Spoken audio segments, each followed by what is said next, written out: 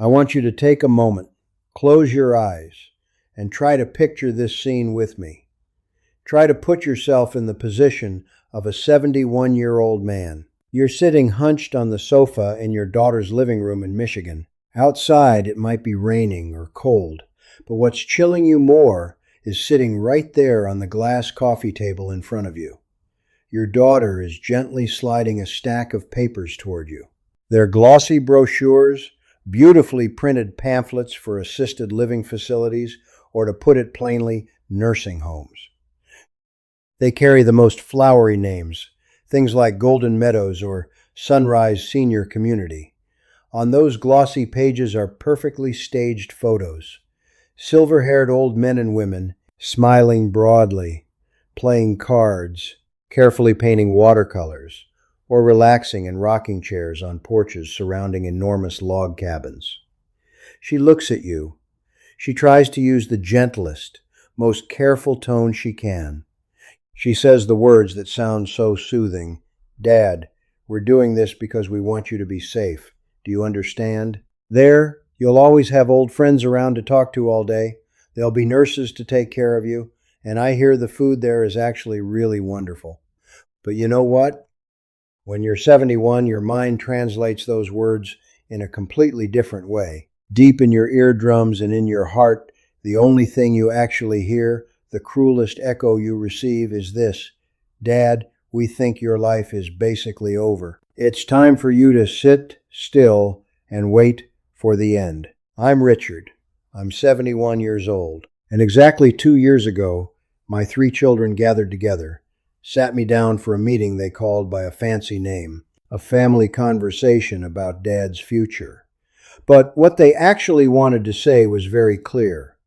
They wanted to put me in a nursing home. Of course, they'd choose a decent one for me, an expensive one. My children are successful people who plan everything meticulously. They'd prepared for this meeting with a thoroughness that bordered on cruelty.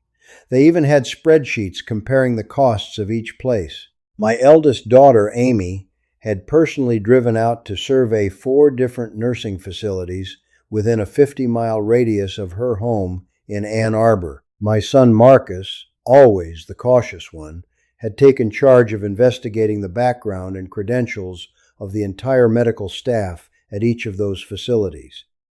And my youngest daughter, Jennifer, the most thorough of the 3, had sat down and calculated exactly how many times each of them could rearrange their work schedules to visit me each month. They had everything figured out. They had worked out a perfect equation for the rest of my life. Everything had been planned, except for one tiny detail. One detail they had completely forgotten. Not once did they ask me what I actually wanted. So today, I'm sitting here to tell you what I did in response to that perfect plan. I called a real estate agent. I sold my house in Grand Rapids outright. I gave away almost everything I'd accumulated over a lifetime. I packed what was left of my life into exactly 2 medium-sized suitcases, and I bought a one-way plane ticket. Not to Florida, not to a nursing home. I bought a ticket straight to Kuala Lumpur, Malaysia. At 71 years old, I moved alone to a faraway Southeast Asian country, leaving behind 3 shocked children who were certain their father had completely lost his mind. And you know what? That was the greatest, wisest decision I have made in the past 30 years, or perhaps in my entire life. But I'm getting ahead of myself. Let's slow down. Let me take you back to the darkest days, so you can understand how I ended up sitting in that living room in Michigan, staring at brochures for places I never had any intention of setting foot in. The whole ordeal began 3 years ago. My wife, Catherine, passed away. She had pancreatic cancer. That vicious disease moved with a speed so brutal that none of us had time to prepare mentally. From the day the doctor delivered the diagnosis with a heavy face to the moment she took her last breath, it was only 7 months. 7 months to erase a person. We had been married for 46 years. 46 years is an entire lifetime. We had gone through ups and downs together, raised 3 healthy children, and built a peaceful life in Grand Rapids, Michigan. I devoted 33 years of my youth working for an auto parts company, while Catherine was a dedicated 3rd-grade teacher. We had a modest, cozy little house in a quiet, friendly neighborhood. We had adorable grandchildren. We had the same routines repeating every day, simple but safe. And then she left. She took all that meaning down into the grave with her. Overnight, I realized I no longer had anything that truly belonged to me. The house we had once shared suddenly felt far too big. It felt vast, empty, eerily quiet, and every corner was filled with keepsakes. Her apron, the book she'd left half read, the plant she used to tend to, everything was still there, reminding me of her every single second. But there was no way to bring Catherine back to me. And that was when my children started showing their concern. They started calling me more often to check up on me. At first, I genuinely felt it as the love of children for their widowed father. But gradually, over time, those calls started to change character. They stopped feeling like check-ins and started feeling like quiet surveillance, like an invisible security camera pointed at my life. Amy would call every Tuesday evening. Marcus would text every Thursday. And Jennifer set up a video call schedule for every Sunday, and every single time, without fail, the same script, they'd ask me the exact same questions. Dad, how have you been eating? Did you leave the house today? Have you been to the doctor recently? Did you take your blood pressure medication? I understood. I truly, genuinely understood their fear. They had just gone through the pain of losing their mother, and they were absolutely terrified at the thought of losing me, too. But understanding someone else's fear doesn't mean you can easily live under the grip that fear brings with it. About 6 months after Catherine passed, I started falling into a psychological state that I couldn't even name clearly myself. It wasn't quite depression. I know what depression looks like because I had once seen a psychological counselor to get through the grieving period. What I was facing was something else, something colder, number. It was a torment, a slow dawning realization that was gradually swallowing me whole, that the life I was living, the life I had clung to for decades, wasn't really mine anymore. It had once belonged to us, to me and Catherine. But now, with the most important piece gone, I was just like a rusted machine, drifting through old habits in a life that no longer fit me. At exactly 6:30 every morning, I would open my eyes. Why 6:30? Simply because that was the time I had woken up for decades. I would drag myself down to the kitchen, brew coffee with the same worn-out coffee maker my wife and I had used for 12 years. I'd pull out the same familiar chair at the kitchen table and sit down heavily. I'd open the Grand Rapids Press to read, though if you asked me, I wouldn't remember a single word of it. Then I'd invent trivial tasks just to kill time. I'd fix a slightly loose door hinge. I'd take everything out of the garage and reorganize it for the 4th time that month. Then I'd start the car, drive to the supermarket without really thinking about it, wander the aisles pushing a cart, tossing in items I knew for certain I didn't actually need. I wasn't living. I was just existing, waiting for time to pass. Until one Saturday, the first turning point came. Tom, my neighbor, around my own age, someone I'd known for 20 years, invited me out to lunch. We went to a casual diner we must have been to 100 times together. We ordered the same sandwiches we always did. Halfway through the meal, Tom suddenly stopped chewing. He set his sandwich down, looked straight into my tired eyes, and said, "You all right, Richard? You look like you're somewhere else." At the time, I just gave a weak smile and said I was fine. But that night, alone in the quiet living room, darkness all around me, I asked myself a fateful question. A question I hadn't allowed myself to think in a very, very long time. If I could do absolutely anything I wanted right now, go anywhere I liked, live any life I longed for, what would I do? And the answer that surfaced from my subconscious stunned even me. I would leave this place. Now I need to set something straight with you very clearly. I did not simply wake up one random morning, stretch, and impulsively decide out of nowhere that I would move to Malaysia. Absolutely not. This was not some crazy decision driven by blind grief. The process took months, and ironically, it started in a place I least expected.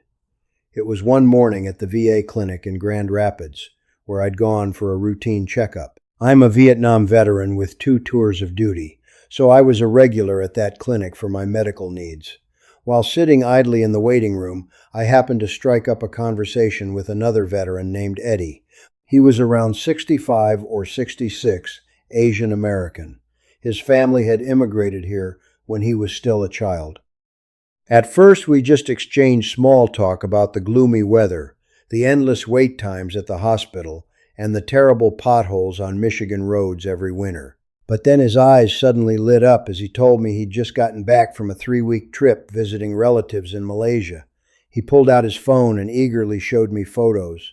I saw sun-drenched beaches, bustling, colorful markets, and a family gathering at his cousin's house, where about 50 people were sitting around laughing together, at tables piled high with delicious food. Eddie lowered his voice and confided that he was seriously considering moving there permanently for retirement. He explained that with his veteran's pension and Social Security benefits, his money would be worth 3 times as much living there. On top of that, the weather was warm all year round, and every time he went back, his relatives welcomed him and treated him like royalty. I don't know how to explain it, but even after I left the clinic, I couldn't get that short conversation out of my head. That night, when I got home, I did something I probably hadn't done in years. I allowed myself to be curious. At first, I was just browsing aimlessly online, with no serious intention behind it. I typed in searches about the cost of living in Malaysia, devoured expat blogs. I got absorbed watching YouTube videos of older Americans enjoying retirement in Kuala Lumpur, Penang. I carefully looked into the MM2H retirement visa program, a type of visa that allows foreigners like me to live long-term in the country if we meet certain financial requirements. And you know, the more I read, the more I watched, the more clearly I felt something quietly shifting deep inside my chest. It wasn't quite excitement or impulsiveness. It was more like a feeling of possible horizons, as if there were a secret door I never knew existed in my own house, and it had suddenly trembled and cracked open a sliver of light. I kept this little secret to myself for a long time. I didn't say a word to my children. I didn't confide in any friends. I just quietly immersed myself in reading and researching. I joined Facebook groups for the expat community in Malaysia. I timidly asked questions. What's the healthcare system like there? Is life safe? How hard is it to find an apartment to rent? What do you miss most about America? And what do you love most about living there? The answers I got were wide-ranging. Some people insisted it was the greatest decision of their lives. Others admitted they'd packed up and gone back to the U.S. within a year because they couldn't adjust. But the key thing was in what the people who stayed said, the ones who'd been rooted there for 5 years, 10 years, even 15 years. They all said essentially the same core thing. This place isn't perfect, that's for sure. But it's 1,000 times better than living out a lonely, faded existence in a country where everything costs twice as much. And worst of all, there's no one who has time to talk to you. That line cut straight through me like a knife. It struck right at the pain I was carrying. After about 4 months of drowning myself in information, I arrived at a decision. I would take a trip myself, just a 2-week scouting trip. I would go to Kuala Lumpur and Penang.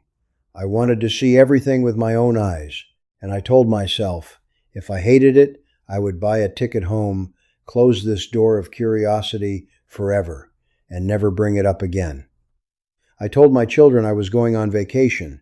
When Amy pressed for details, I answered vaguely, I'm going to Southeast Asia. Her usual anxiety flared up immediately. "Dad, is it safe to go to places like that at your age?" I brushed it off, reassured her that I'd be fine, that I'd traveled to plenty of places around the world, and that I was a grown man perfectly capable of taking care of myself. Amy didn't look convinced, but eventually she let it go. I boarded a flight out of Detroit on a day in February. You know what February in Michigan is like: gray, bone cold, and utterly miserable. 14 hours later, my plane landed in Kuala Lumpur. The moment I stepped through the glass doors of the airport, a thick, warm, humid rush of air hit me, and it felt exactly like stepping into a giant down comforter. The scene in front of me was overwhelming chaos. Cars everywhere, on every road. Buses packed to bursting with people. Swarms of motorbikes weaving skillfully between rows of cars. Along the sidewalks, street vendors busily hawking everything from hot roasted peanuts to phone chargers. It was loud, chaotic, and relentless, but above all, it was bursting with life. And in that very moment, I knew I'd fallen in love with this land. I spent 4 days in Kuala Lumpur. I rented a room in a modest hotel in the bustling Bukit Bintang area. I used my own 2 feet to explore the streets. I tasted food at humble roadside stalls. I squeezed onto crowded LRT trains. I strolled through the tree-lined KLCC park. I sat quietly in small cafes, slowly sipping my drink, watching an entire massive city move ceaselessly around me. And then a small miracle happened. For the first time in nearly 2 long years, I no longer felt invisible. People started talking to me on their own. The cashier at the convenience store curiously asked where I was from, then excitedly told me she had a cousin living in Chicago. The bus driver patiently helped me find the right route and firmly refused to let me overpay my fare. A stranger at a restaurant suddenly struck up a conversation with me, simply because he noticed I was eating alone and thought an old man might need some company. What they gave me wasn't pity, and it certainly wasn't some charitable act of affection. It was simply pure human warmth between one person and another, the kind of human warmth that back home I had completely forgotten still existed. From Kuala Lumpur, I took a short flight to the island of Penang, and it was there that everything in me completely changed. Penang is smaller than Kuala Lumpur, but it's still a major city with every modern convenience. It has bustling shopping centers, world-class hospitals, large universities, and even an international airport. But more importantly, Penang gave me a very particular feeling that Kuala Lumpur hadn't fully given me. It gave me a feeling of peace and manageability. Walking the streets of Penang, I could close my eyes and genuinely picture myself living out the rest of my life there. I rented an apartment on Airbnb in the seaside neighborhood of Tanjung Bunga. It was a small 1-bedroom unit on the 4th floor of a mid-rise building. Its finest feature was a breezy balcony with a full view over the city.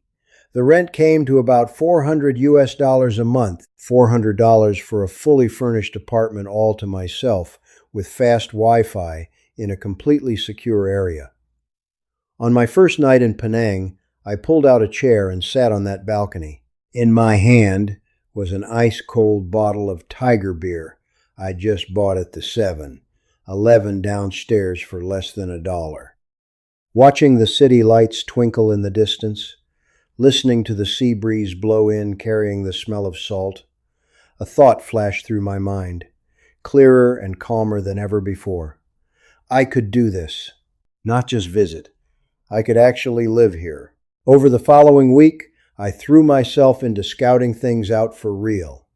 I took a taxi to Gurney Plaza, one of the largest shopping centers in the region. It was like a self-contained little ecosystem, with a supermarket, pharmacy, clinic, movie theater, and countless restaurants. I could buy every essential thing in life without ever having to step outside that building. I also carefully visited Gleneagles, one of the largest private hospitals in the region. The space was extremely clean, the facilities as modern as anything in America, and every single staff member spoke fluent English. When I timidly asked about the cost of services, the receptionist smiled and quoted me less than $27 for a general checkup. Can you believe that? Back in America, even with Medicare helping, I still had to pay more out of pocket than that. I started getting to know and talking with the expat community living there. I met George, a 74-year-old American man from California who had made Penang his second home for the past 8 years. His situation was eerily similar to mine. He'd also decided to move there after his beloved wife passed away. George reflected quietly that the first few months had truly been difficult and lonely, but once he caught the rhythm of the city, he couldn't imagine ever going back to live in America. George enthusiastically introduced me to his neighbors, his group of old friends, and even the kind woman who cleaned his apartment twice a week. He took me to his favorite restaurant, a place serving nasi kandar so delicious it was haunting. It was so good that in just 1 week, I went back 3 times. By the time the 2-week trip ended, in my heart, everything had already been decided. I flew back to Michigan. I didn't rush to tell my children anything. I gave myself a few days to sit alone in the quiet of the old house. I got out paper and a pen and carefully drew up lists of pros and cons. I wrote down what I would have to give up and what I would gain in return. I thought about my children, about my grandchildren. I looked around the house full of memories, thought about the deeply rooted habits and the repetitive life in Grand Rapids. And then my mind drifted back to that breezy balcony in Tanjung Bunga. I remembered the warm air brushing against my skin. I remembered the twinkling lights of a city that never sleeps. I remembered the taste of an ice-cold beer that cost less than $1. They didn't smile because they had some obligation to do so for a tourist. They smiled because kindness was simply who they were. I flew back to Michigan carrying a massive secret hidden in my heart. Back in my empty house, I didn't rush to tell my children anything right away. I gave myself a few quiet days to face myself, sitting in the still living room and reflecting. Like an accountant calculating the final stretch of a life, I got out paper and pen and carefully drew up lists of pros and cons. I wrote down what I would have to trade off, what I would give up forever, and what I hoped to gain in return. I thought about my own flesh and blood children, about my grandchildren growing up. I looked around this house, full of memories, thought about the deeply rooted habits and the repetitive life running like a preset machine in Grand Rapids. And then, my mind kept drifting back to that breezy balcony in the faraway Tanjung Bunga neighborhood. I remembered the warm air caressing my skin, remembered the twinkling lights of a city that never sleeps, and remembered the taste of an ice-cold beer that cost less than $1. But above all, what haunted me most were the people who had smiled at me on the street. They didn't smile because they had some obligation to, but because kindness was simply their natural nature. Exactly 3 weeks after I got back, I picked up the phone and called a real estate agent. I officially put my house up for sale. And that, my friends, was the moment the real bomb went off. Amy, my eldest daughter, was the first to discover the truth. That day, she stopped by the house to help me with something I honestly can't even remember anymore. As soon as she turned into the driveway, she froze at the sight of the agency's for sale sign planted in the front yard. Amy never raised her voice or shouted. That had never been in her nature. But her silence in that moment was truly terrifying. She walked into the house, held an eerily calm demeanor, and quietly asked, "Dad, what is going on?" I took a deep breath, looked her straight in the eye, and said, "I'm moving to Malaysia." Hearing that, Amy stared at me with a look as if I had just solemnly announced I was running away to join the circus. Immediately, she pulled out her phone and called Marcus and Jennifer.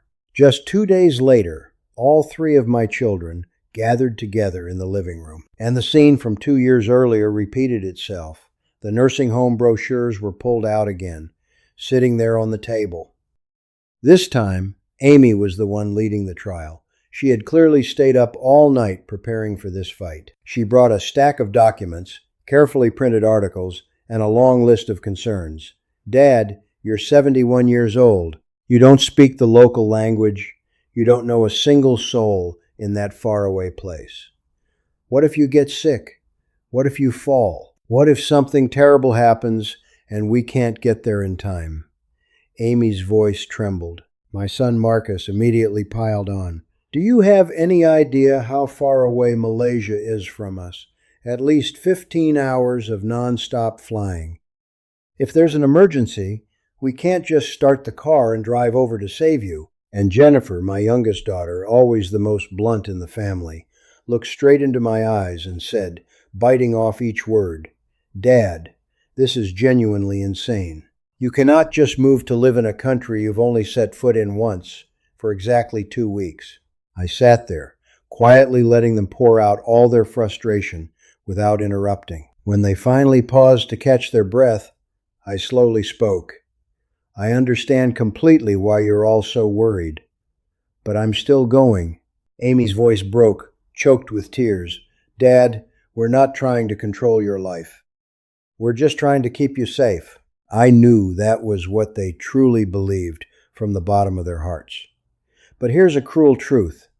Safety doesn't mean you're actually living. I had tasted enough of that safety for 2 long years straight. I had lived extremely safely in that empty house in Grand Rapids. I was safe going day after day only to that same familiar supermarket, eating at that same old diner, and trudging off to that same VA clinic. I was safe, yes, but at the same time, I felt small, withered, and utterly, utterly alone. Of course, I didn't say those bitter words to them because I knew they could never understand the emptiness inside me.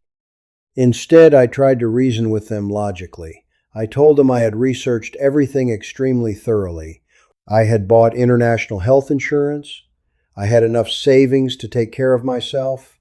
I had connected with expat groups over there. I told them I have a solid plan. But tragically, they didn't want to hear about a plan. The only thing they wanted was for me to stay. That conversation ended terribly.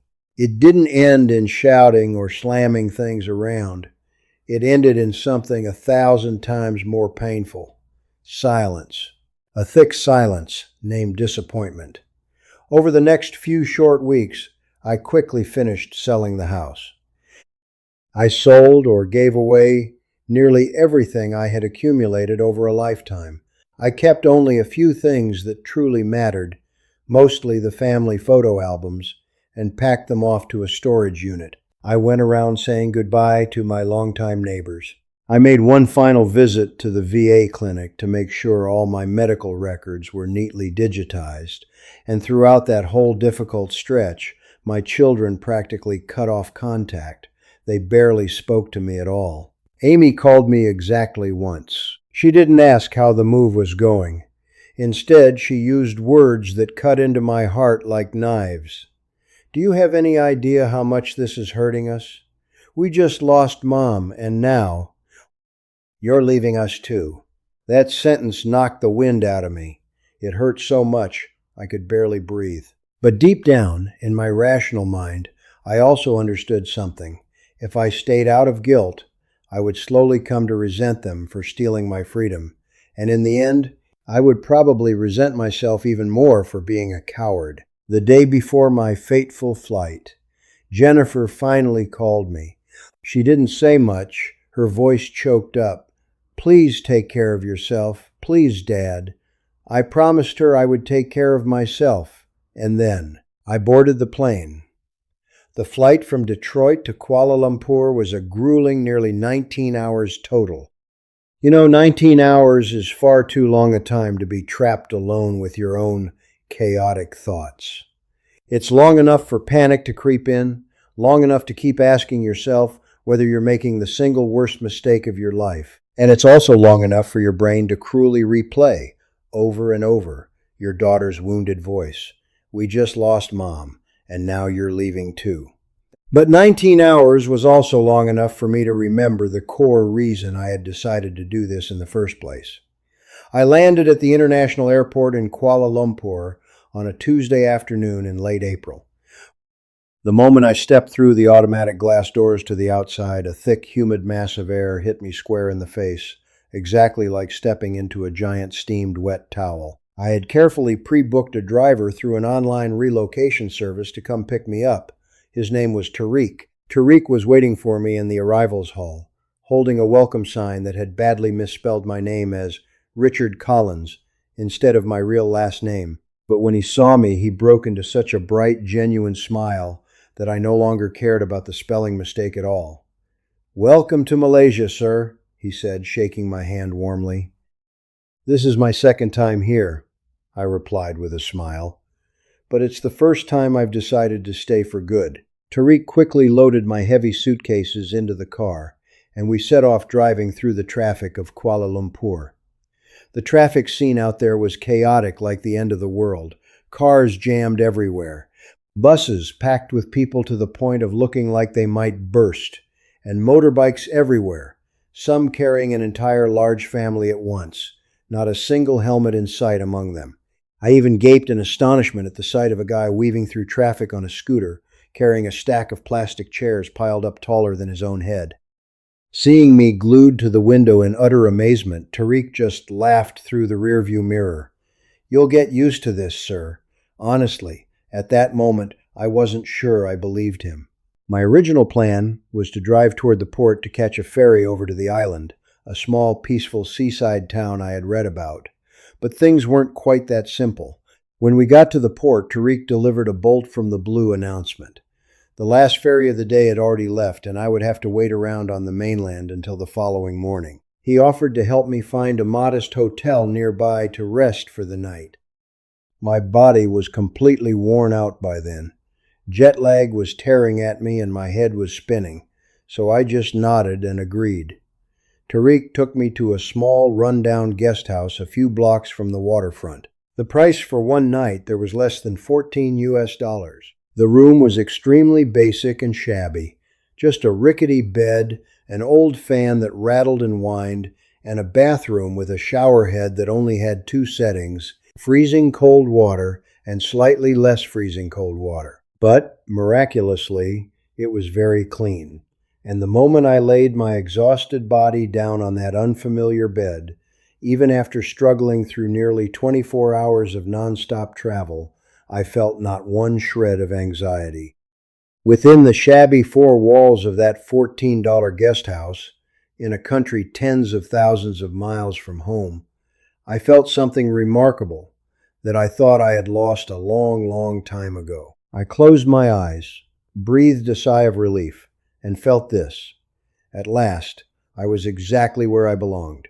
The next morning, I caught the ferry over to the island of Langkawi. I had booked a small guest house for 2 weeks, just to give myself room to breathe and think about my next move. That guest house was run by a local couple in their 50s, Ali and Sidi, who had been operating the place for the past 15 years.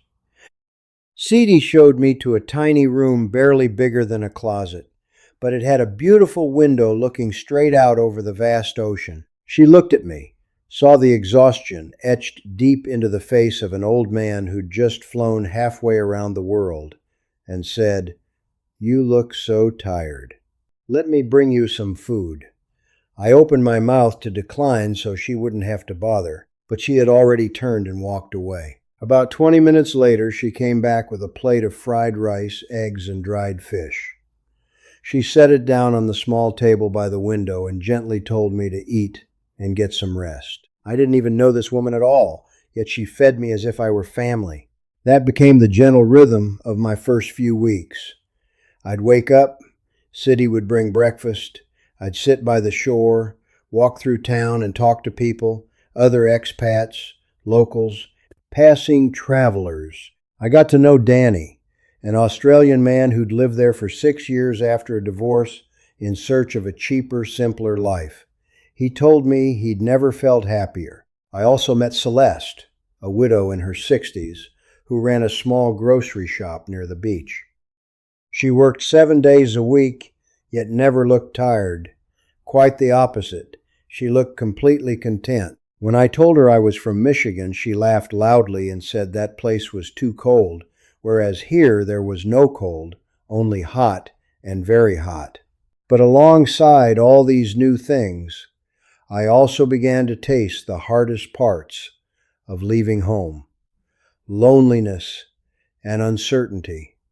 There were mornings I woke up with absolutely no idea what to do with myself. Back in Grand Rapids, I'd had deeply rooted habits. Here, I had nothing at all. I didn't know the language, didn't know the customs, and had no idea how anything worked. About a week later, I called Amy. It was morning in Michigan, and she picked up on the third ring with a very cautious tone. I looked out the window. The sun was setting, and the sky had the color of a bruised peach. I could hear kids playing out on the street, someone grilling fish, and the air was thick with the smell of sea salt mixed with charcoal. When she asked how everything was going, I said, "Really good," but since I didn't want to lie, I added, "Really hard, but really good." She went quiet for a moment, then said, "I'm still mad at you." I told her I knew that, but she also added that she was glad I was okay. Honestly, that was the best reaction I could have hoped for at the time, and it was enough. After 2 weeks in Langkawi, I realized I didn't want to stay there long term because it was too small. I needed a place with better infrastructure, with hospitals, supermarkets, and an airport. Somewhere I could build an actual life, not just an extended vacation. So I went back to Penang. I tracked down the same Airbnb in Tanjung Bunga and got in touch with the landlady, Maya. When I mentioned wanting to rent long-term, she offered me a discounted rate of about $320 a month if I committed to paying 6 months up front. I agreed on the spot and moved in on a Saturday with nothing but 2 suitcases and a backpack. Maya met me at the building to hand over the keys, patiently walking me through everything, from where the water valve was to how to work the air conditioning, to which stove burner worked best. Then she smiled warmly and said, "Welcome home." I'm not ashamed to admit that in that moment, I cried. Those first few weeks in Penang passed like a hazy dream. I had to relearn how to do everything from scratch, like a child. How to buy a local SIM card, where to buy groceries, how to pay the electric bill, and which areas were safe to walk around at night. But, I never had to do any of it alone. Right next door to me was Amina, a nurse in her 40s with 2 young children. The first time we met, I saw her struggling to carry 6 bags of groceries up the stairs, and I stepped in to offer to help carry them. She looked at me as if I'd just handed her 1,000,000 ringgit and thanked me profusely. From that day on, every so often she'd knock on my door bearing a plate of Popia spring rolls, claiming she'd accidentally made too much. But I knew perfectly well she just wanted to be kind to the old man next door. Across the hall lived an elderly couple, Raj and Devi, and both of them spoke one beautiful shared language, the language of kindness. One afternoon, when the temperature outside hit 95 degrees, my air conditioner suddenly stopped working. I stood there, drenched in sweat, not knowing who to call or how to even explain the problem, when I heard a knock at my door. It was Raj. He'd heard the odd noise and come over to check. After examining the unit for about 10 seconds, he called someone and rattled off a stream of the local language I couldn't understand a single word of. Just 10 minutes later, a repairman showed up with a toolbox and fixed everything in a mere 15 minutes. The whole thing cost just $5, and Raj firmly refused the payment I tried to hand him, with the most natural reasoning: we're neighbors. That very moment made me realize a bitter truth. Back in America, I'd lived in the same house for nearly 20 years. I'd had neighbors, but we only ever waved and exchanged a few shallow pleasantries. If the air conditioner broke in Grand Rapids, I'd have had to call a company, wait around for 3 days, and shell out $200. Here, all I had to do was knock on a neighbor's door, and the problem was solved smoothly in 20 minutes. Kindness didn't just come from neighbors. It was present everywhere. Every morning I'd go to the Old Town White Coffee Cafe and order the same thing. After just 3 days, the waitress, Farah, already knew exactly what I was going to order before I even opened my mouth. One morning, I panicked when I realized I'd left my wallet at home. As I fumbled through apologies, Farah just waved her hand, smiled, and said, "It's fine, you can pay tomorrow." She trusted me completely, a total stranger from another country, simply because I'd shown up at that cafe every single day for a week. Try doing the same thing at a Starbucks in Michigan and see what happens. Little by little, Penang began to feel less foreign, less distant, and more like a place I truly belonged. Everything went smoothly until around the 3rd month, when I faced my first genuinely frightening incident in this foreign land. I woke up one morning with a tight pain in my chest. It wasn't unbearable or crushing, but for a 71-year-old man, it was enough to break me out in a cold sweat.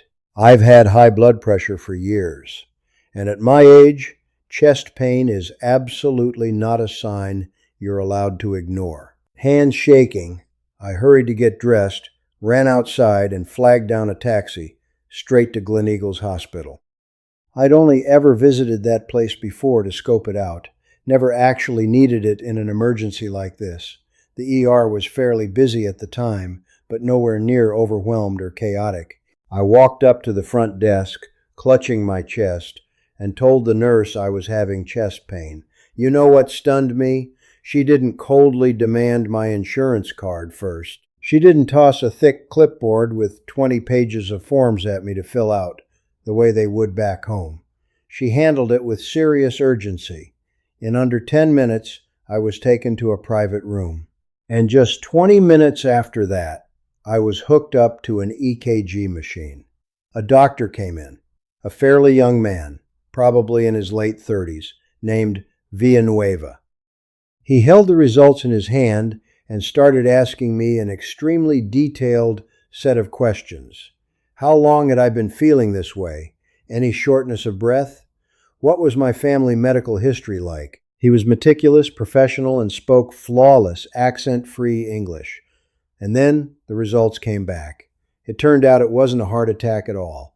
It was just severe acid reflux. The cause was too much coffee, poor nutrition, and underlying stress I hadn't even realized I was carrying. The doctor prescribed me some medication, gently reminded me to eat more regularly, and advised me to cut back on my daily caffeine intake. But the biggest shock wasn't the diagnosis. It was when I picked up the bill.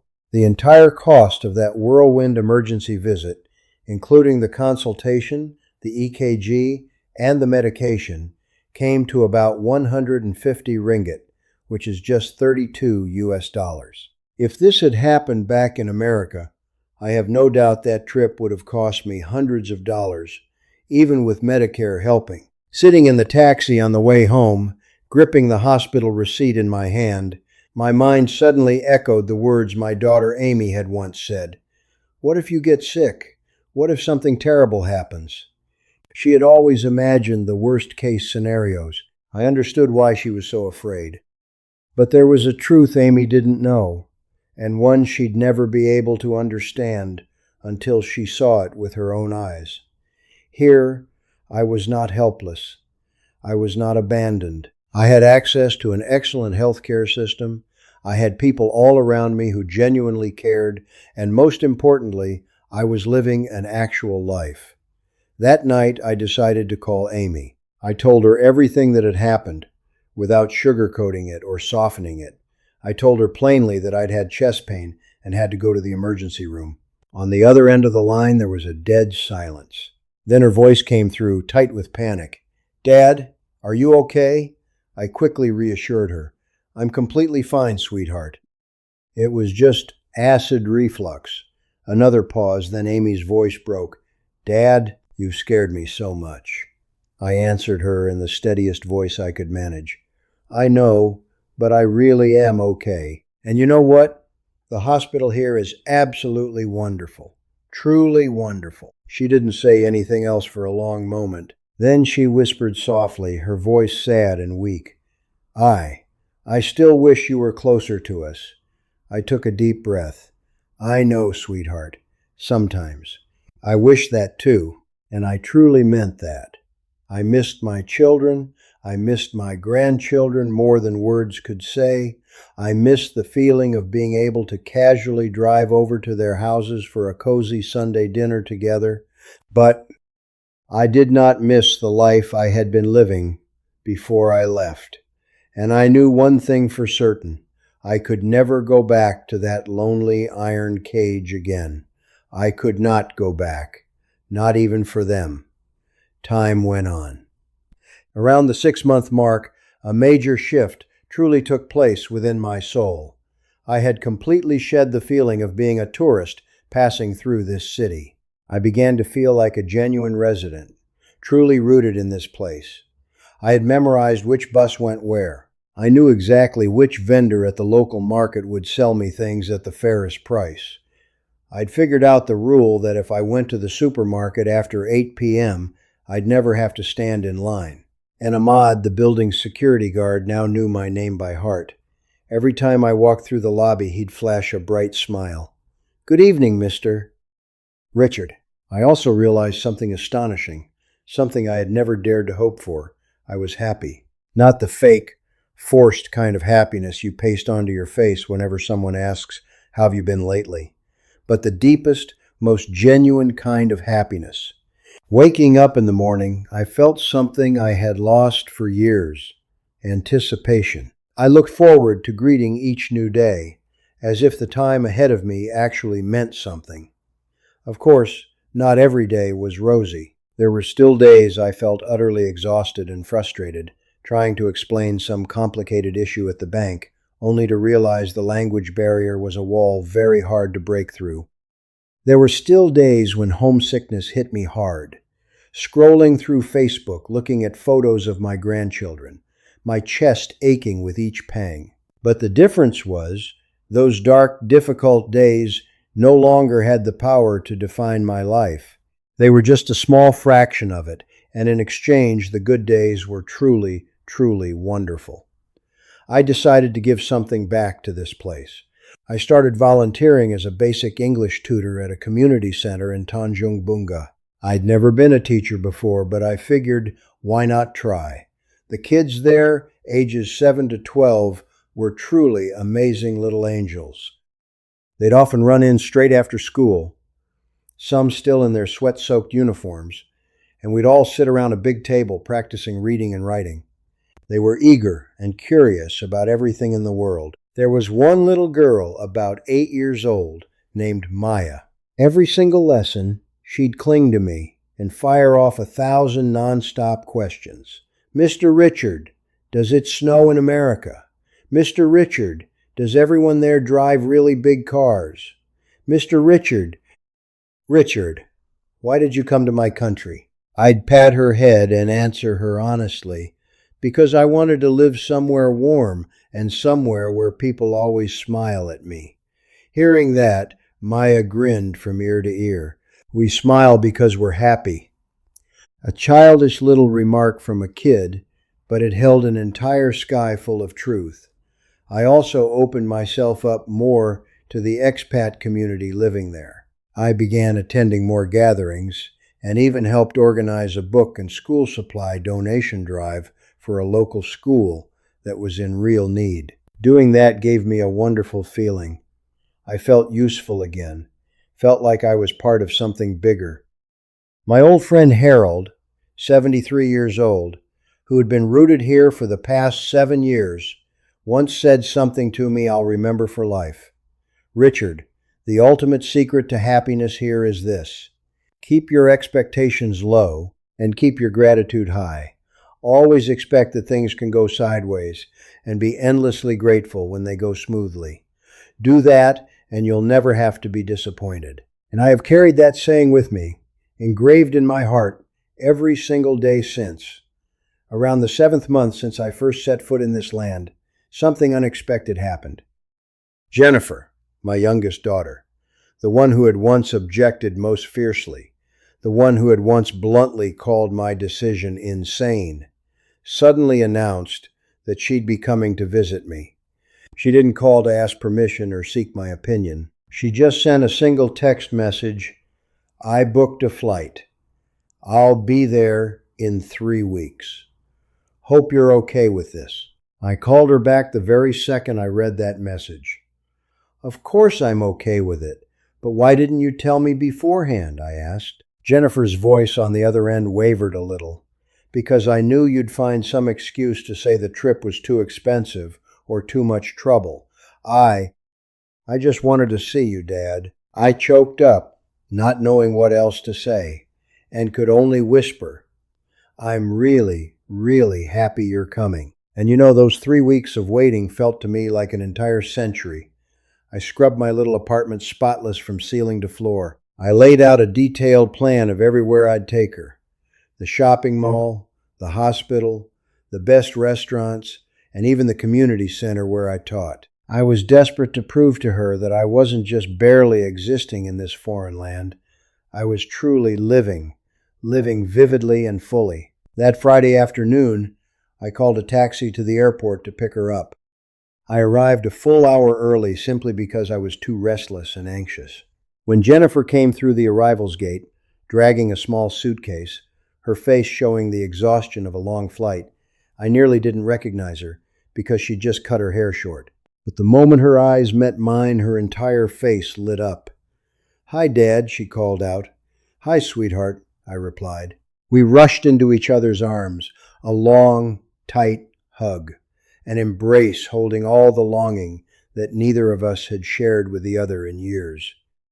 On the taxi ride from the airport to Tanjung Bunga, she kept her eyes glued to the window, silently taking in everything: the jammed traffic, the buses, the street vendors, and the whole distinctive chaos of the streets.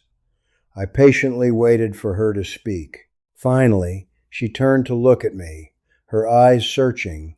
"Dad, are you really okay living here?" I looked her straight in the eye and answered firmly, "I'm really, truly okay." I had booked her a small hotel room, clean and safe, a few blocks from my apartment, so she'd have her own space. But that very first evening, after showering, Jennifer came over to my place for dinner. I'd bought a whole spread of wonderful local dishes: nasi, lemak, char kway teow, chicken, rice, so much food the two of us couldn't possibly finish it all. We carried the food out to the balcony. Jennifer leaned back in her chair, quietly watching the city lights slowly switch on as the sun dipped below the horizon. "Is this the view you look at every night?" she asked. "That's right, every night," I said with a smile. Jennifer fell into a long silence, then said softly, "You know, before, I used to think you were trying to run away. That line stung like a needle in my chest, but I didn't get defensive." I just gently asked back, "And now?" She turned to look at me, her eyes full of thought. "Now, I think maybe you're running towards something." Over the following week, I took her to explore every corner of my new life. We went to the sprawling Gurney Plaza Mall, and she marveled at how clean and modern it was. We went to the public market. She tried a fresh mango and declared it the sweetest fruit she'd ever tasted in her life. I took her to the community center where I taught English. When little Maya found out Jennifer was my daughter, she looked up with wide, round eyes and said, "You're so lucky. He's such a kind man." In that moment, I saw Jennifer's eyes well up with tears. And of course, I didn't forget to take her to Gleneagles Hospital. As a paralegal with an extremely careful and detail-oriented nature, I knew my health was her biggest concern. We met with a hospital administrator. Jennifer fired off a million pointed questions about costs, insurance plans, emergency protocols, and she got answers that were remarkably professional and transparent. Walking out of the hospital doors, she breathed a sigh of relief. "Okay, I feel a lot better about this now. This place is really solid, Dad. But the moment that truly broke down every wall of Jennifer's defenses came on the 5th day of her trip. That day, as the two of us were walking home, we happened to run into my neighbor Amina and her children. Amina cheerfully stopped to say hello, introduced herself, and asked if Jennifer was enjoying the trip. The kids were shy at first, but then little Tariq walked up to Jennifer and asked if she wanted to see a drawing he'd just made at school. Jennifer smiled and nodded. He dug through his backpack and pulled out a slightly crumpled sheet of paper. It was a crayon drawing depicting a house and a family, but remarkably, in one corner of the drawing, he pointed to a tiny figure standing there waving and proudly announced, "That's Mr. Richard. He's our neighbor." "He's very kind." Jennifer froze. She looked at me, looked at Amina, then stared down at that crudely drawn picture. She didn't say a single word, but I could see her eyes had welled up with tears. That night, back at my apartment, Jennifer sat down on the old sofa, looked around the simple room, the ceiling fan turning slowly, and the balcony door wide open, letting in the warm night breeze. She spoke in a trembling voice. "Do people here really care about each other like that, Dad?" "Mostly, yes, sweetheart," I answered. That's really rare to find back home anymore," she said thoughtfully. Then she looked up at me and smiled softly. "I get it now. I understand why you decided to stay here." That night, before heading back to her hotel, Jennifer hugged me tightly. She buried her face in my shoulder and whispered through tears, "Dad, I'm sorry. I'm sorry for making you feel like you couldn't do this." "It's okay, sweetheart. It's not your fault," I comforted her. "Yes, it is, Dad. It is my fault. It's all of our fault, and I'm truly sorry." I told her that everything was fine now, and that from the bottom of my heart, I had truly forgiven everything. 2 days later, Jennifer headed to the airport to fly home. In the departure hall, she hugged me so tightly I thought she'd never let go. Right before stepping through security, she spun back around and called out loudly, "Dad, I'm going to tell Amy and Marcus. I'm going to tell them the truth, that you're not lost. You're not in danger. You're just really living." "Thank you, Dad. And Dad, I'm so proud of you." On the taxi ride home that day, I, a 71-year-old man, broke down sobbing like a child. They were the ugliest tears, but they were also tears of boundless gratitude, and the domino effect began from there. Just a month after Jennifer flew home, Amy called me. This time, not to check up on me or interrogate me, but to let me know that she and her husband wanted to come visit. Jennifer told us everything. She showed us photos. She said things weren't at all like we'd imagined. "I want to come see for myself," Amy said. 2 months later, Amy arrived and stayed for 10 days, and the same story played out again. I watched her protective armor slowly fall away, layer by layer. I watched her stop scanning for risks and actually start seeing my life. She met my friends, visited the hospital, tried the wonderful food, and sat watching the city with me from the balcony. On her last night, Amy took my hand and said, "I used to think you'd be miserable and lonely here, but I can see that's not true at all." "You even look younger," I laughed, "because I really do feel younger." 4 months after that, it was my son Marcus's turn to visit. He'd always been the most practical, logical, and hardest to convince. He grilled me on everything: my finances, my long-term plan, who would take care of me if I got too old and frail. They were all fair questions, and I had every answer ready. I had international health insurance set up. I had savings. I had a support network. I hadn't done any of this blindly. By the end of the trip, Marcus patted my shoulder and admitted, "All right, you really have thought this all through way more carefully than I gave you credit for. Honestly, Dad. Now I'm starting to feel a little jealous of you." Time slipped by, and 2 years have now passed since the day I walked away. 2 years since that suffocating evening at Amy's house with the nursing home brochures spread out on the table. And you know what's changed? My children no longer worry about me. They still call, still plan visits, but the tone is completely different now. It's no longer surveillance or pity, it's curiosity and admiration. They want to know what I'm up to, what delicious thing I'm cooking, what new place I've discovered. These days, they're the ones calling me for advice on life, not the other way around. Jennifer has already planned to come stay here for a full month next year to work remotely. Amy is eager to bring the grandkids over to visit. And Marcus, half joking and half serious, has started researching retirement visas for his own future. As for me, every morning I wake up in my little apartment in Penang, brew myself a cup of coffee, sit out on the balcony watching the city stir awake, and I shudder to think how close I came to burying the rest of my life in a rocking chair at Golden Meadows, counting down the days until my children came to visit on some Sunday afternoon. I'm not saying life in Malaysia is some perfect paradise. It isn't. There are still things that drive me crazy.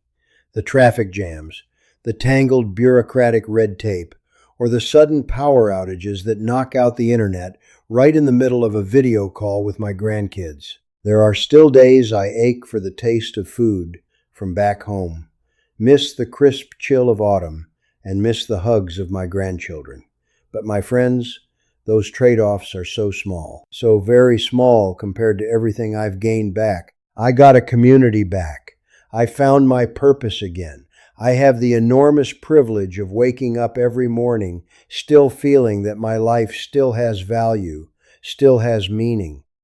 Not as some old man who needs to be looked after, or a burden of responsibility on someone else's shoulders, but simply, I am just Richard, a man living in Penang, a man who tutors kids every Wednesday afternoon, drinks Old Town coffee every morning, sits catching the breeze on his balcony every night, and is grateful for this life down to his very bones. A few weeks ago, my neighbor Amina knocked on my door asking me to fix a small glitch on her laptop. It took me about 10 minutes to sort it out. When I handed the laptop back, she pressed her palms together and said, "Thank you, mister." Richard, you truly are a blessing to us. I didn't know how to respond, so I just smiled and answered with absolute sincerity. You all are just as much a blessing to me. This place, these strangers, and this vivid, radiant life that I once never dared believe I had any right to want, they truly saved my soul. I am 71 years old this year, and my friends, my life is not over yet. Not even close. Before I close out this long story, I want to share one small thing with you. If you're standing at a similar crossroads yourself, or simply curious about what moving abroad later in life is really like, there's a book I happened to come across called The Honest Move. It's written very realistically about costs, city comparisons, visa processes, healthcare systems, and even the pitfalls you need to watch out for. I'm not the author of that book, and I'm not selling anything here either. I genuinely just think it would be incredibly useful for anyone who wants an unvarnished picture, not seen through rose-tinted glasses. I've left a link in the description below. Feel free to click on it if you'd like. There's absolutely no pressure either way. And finally, if you found even a small piece of meaning in the story of my life, I would truly appreciate it if you hit that like button and subscribe to the channel. There are many more wonderful stories like this one still to come, and I believe they're well worth your valuable time. Thank you for patiently listening to an old man ramble on. See you in the next video.